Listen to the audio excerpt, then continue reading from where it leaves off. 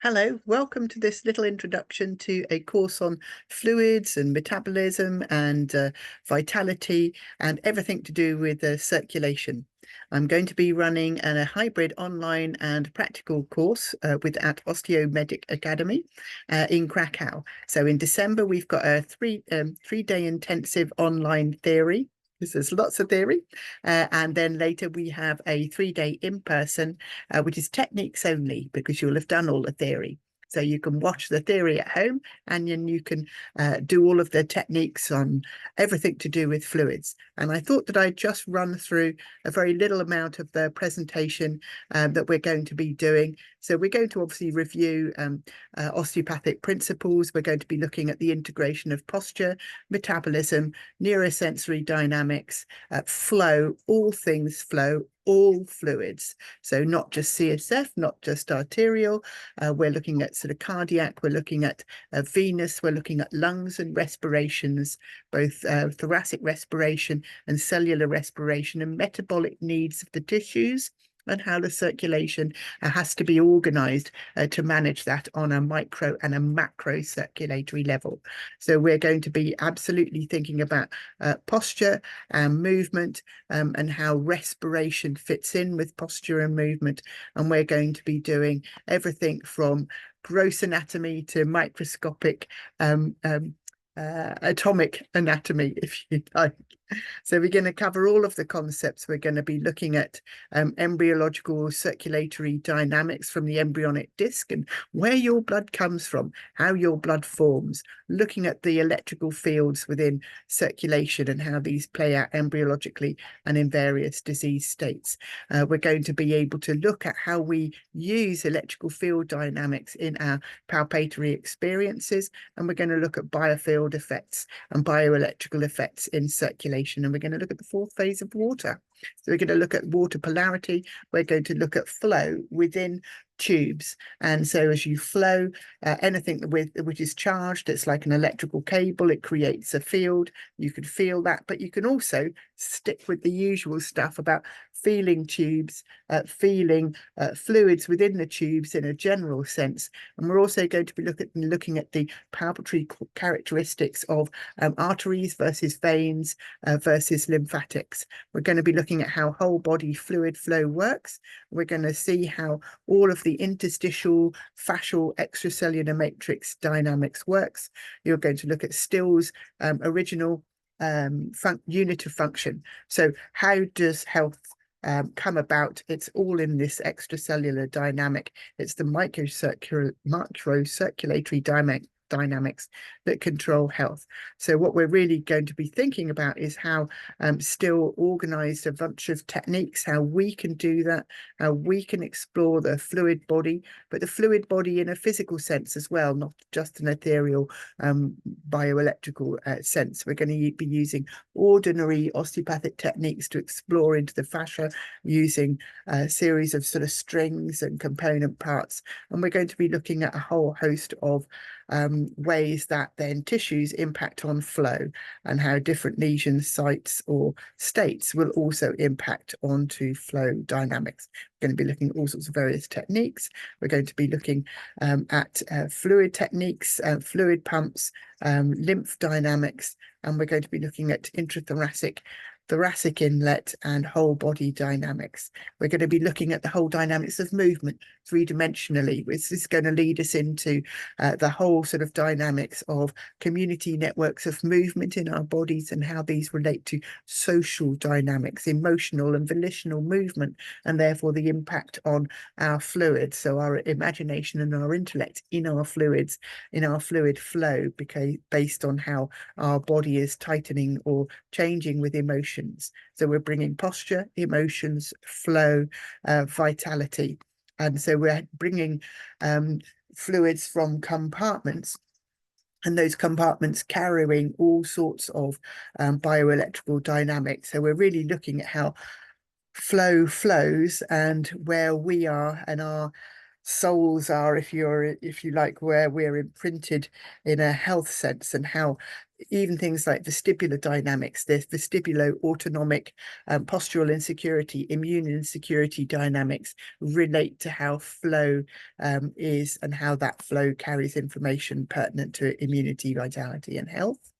And we're going to look at all sorts of dynamics about return of the fluids to the heart and those mechanisms and pumps and so on.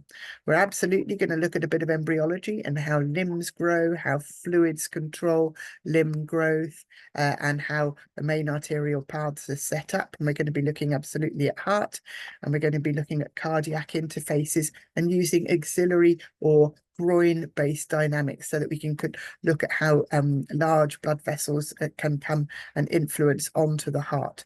So there's all sorts of techniques that we explore as we go through. We're including the coelomic fluids, of course, the body cavity fluids, pleural, pericardial, peritoneal, and we're also just going to make sure that we cover everything that relates to circulation of all fluids, CSF included, in the spinal canal, in the cranial cavities, but we're looking not just in a cranial involuntary mechanism, Sutherland or biodynamic sense. We're going way beyond that, and we're really looking at how flow is accessible with all types of osteopathy, and you don't have to have any special dynamics operating in order for you to really look at flow and even the quanta of flow. So we're going to make this simple but sophisticated. We're going to be able to help you to access all sorts of organ health and the autonomic health that goes with it. We're going to be looking at three-dimensional fluid flows. We're going to look at everything from global posture, the fluid body, ancestral movement patterns, reflex movement patterns, the control of your abdominal pressures. We're going to be looking at everything, but we're also going to be looking at spinal central pattern generators, vasomotion, how the spinal cord regulates segmentally visceral and vascular and tissue perfusion. How does your brain get perfused? What controls that? How does your spinal column get perfused? We're really going to be looking at these dynamics and how they then relate to the expression of flow rhythmicity and patterning and waves and rhythmicity of those patterns expressing through our fascia and our central nervous systems. So all of the movements and waves that we feel are generated from a number of different mechanisms. So again, you need to look way outside CSF flow to look at that. So we're talking brain perfusion, we're talking gut perfusion, we're talking all tissue perfusions, respiration, metabolisms, and so on. And so we're really having a huge exploration of all things fluids. And absolutely, we're looking at cranial and cerebral circulations, brain perfusions, breathing oxygenation back into the lungs, into global cellular three-dimensional respiration, and how that relates into CSF formation, clearance, brain drainage, and so on, and how we look at all sorts of cranial, cervical, and other spinal dynamics so that we can include how we understand all sorts of ways that we can actually look at brain fluid, brain cerebral vascular organization, and how we can do all sorts of techniques for the veins and for the arteries, and bring that brain health and global tissue health into play. And we're going to bring it all back into a three-dimensional construct of the whole body, the whole locomotion, understanding spinal dynamics with three-dimensional movement, before we then really get back into the center of things, into the mediastinum, into the cardiac field, right into those heart tubes, how we're looking at how the heart is suspended, how the heart valves work, how we access the mediastinum, how we get into these large blood vessels, how we work with pulmonary vessels, how we work with the aorta, how we get into these cardiac plexi, how we understand the vagus nerve works, how we know the multiplicity of vagal constructs in and around the heart.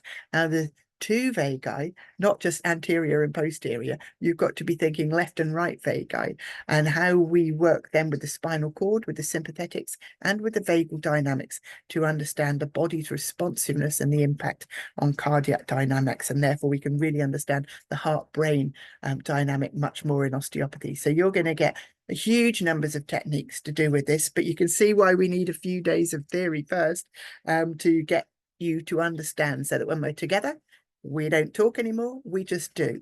So this is what I'm hoping that we'll end up with, as a fantastic, really intensive course. This is okay, look, anyone can come, basics or otherwise, but if you already know something about fluids, do come, because this is super advanced as well, and it will take you to another level. So I'm hoping that you'll really enjoy all this dynamic about fluids, about circulation, about blood volume, about the renal system, about having to work with kidneys within amongst all of this stuff to get your vascular system really organized, and how we bring it all together, as I say, with perfusion, with lung oxygenation, with cardiac and respiratory interfaces, and how we understand finally all of that flow and all of that bioelectrical dynamic, and how we can end up big-hearted in our osteopathic work. Come, it's going to be brilliant. See you in Krakow. Join the online thing first.